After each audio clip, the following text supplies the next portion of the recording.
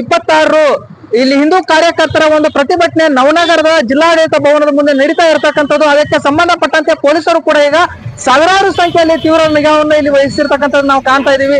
ಇದಕ್ಕೆ ಸಂಬಂಧಪಟ್ಟಂತೆ ಏನು ಸುಮಾರು ಒಂದು 5 ಜನ ಎಸ್ಪಿಗಳು ಮತ್ತು ಅಡಿಷನಲ್ ಎಸ್ಪಿಗಳು, ಸುಮಾರು ಡಿವೈಎಸ್ಪಿಗಳು ಹಾಗೂ ಸಿಪಿಐ PSIಗಳು ಕೂಡ ತಮ್ಮನ್ನ ತಾವು ಇಲ್ಲಿ ಕ್ರಿಯಾಶೀಲರನ್ನ ಆಗಿರ್ಸಿರ್ತಕ್ಕಂಥದ್ದು ನಾವಿಲ್ಲಿ ಕಾಣ್ತಾ ಇದೀವಿ. ಅದಕ್ಕೆ ಸಂಬಂಧಪಟ್ಟಂತೆ ಮತ್ತಷ್ಟು ಮಾಹಿತಿಗಳನ್ನ ನಿಮಗೆ ಕೊಡ್ತಕ್ಕಂಥ ಕೆಲಸ ಮಾಡ್ತೀನಿ.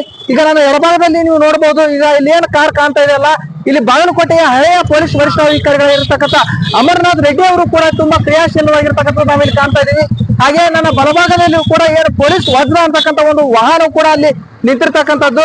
ಅದ್ರ ಜೊತೆಗೆ ಇಲ್ಲಿ ಏನು ವಿದ್ಯಾರ್ಥಿಗಳಿಗೆ ಮತ್ತು ವ್ಯಾಪಾರಸ್ಥರಿಗೆ ಯಾವುದೇ ರೀತಿಯ ತೊಂದರೆ ಆಗದಂತೆ ಪೊಲೀಸರು ಕೂಡ ತಮ್ಮ ಕರ್ತವ್ಯವನ್ನ ನಿರ್ವಹಣೆ ಮಾಡ್ತಾ ಇರ್ತಕ್ಕಂಥದ್ದು. ಈಗ ಎಲ್ಲವೂ ಕೂಡ ಸಂಪೂರ್ಣವಾಗಿ ಈ ಒಂದು ವಾತಾವರಣ ಏನಪ್ಪಾ ಅಂದ್ರೆ ಪೊಲೀಸರ ಒಂದು ನಿಯಂತ್ರಣದಲ್ಲಿ ಇರ್ತಕ್ಕಂಥದ್ದು. ಯಾವುದೇ ಅಹಿತಕರ ಘಟನೆ ನಡೀಲಿಕ್ಕೆ ಸಾಧ್ಯನೇ ಇಲ್ಲ ಅಂತಕ್ಕಂಥ ಒಂದು ರೀತಿಯಲ್ಲಿ ಬಂದೋಬಸ್ತ್ ವ್ಯವಸ್ಥೆಯನ್ನು ಇಲ್ಲಿ ಕಲ್ಪಿಸಿರ್ತಕ್ಕಂಥದ್ದು. ಮುಂದೆ ಬರ್ತಕ್ಕಂಥ ಬೆಳವಣಿಗೆ ಯಾವ ರೀತಿ ಆಗ್ತಾವು, ಹಾಗಾದ್ರೆ ಪ್ರತಿಭಟನೆ ನಿರತ ಏನು ಹಿಂದೂ ಕಾರ್ಯಕರ್ತರು ಯಾವ ರೀತಿಯ ಕಾನೂನು ಸುವ್ಯವಸ್ಥೆ ಅಡಿ ಪ್ರತಿಭಟನೆಯನ್ನ ಮಾಡ್ತಾರೆ ಅಂತಕ್ಕಂಥ ಒಂದಿಷ್ಟು ಮಾಹಿತಿಯನ್ನು ನಿಮ್ಗೆ ಕೊಡ್ತಾ ಹೋಗ್ತೀನಿ. ಅಲ್ಲಿವರೆಗೂ ಹೀಗೆ ನೋಡ್ತಾ ಇರಿ. ಜರ್ನಲಿಸ್ಟ್ ಹನುಮಂತ ಹೇಳಿ, ನಮಸ್ಕಾರ.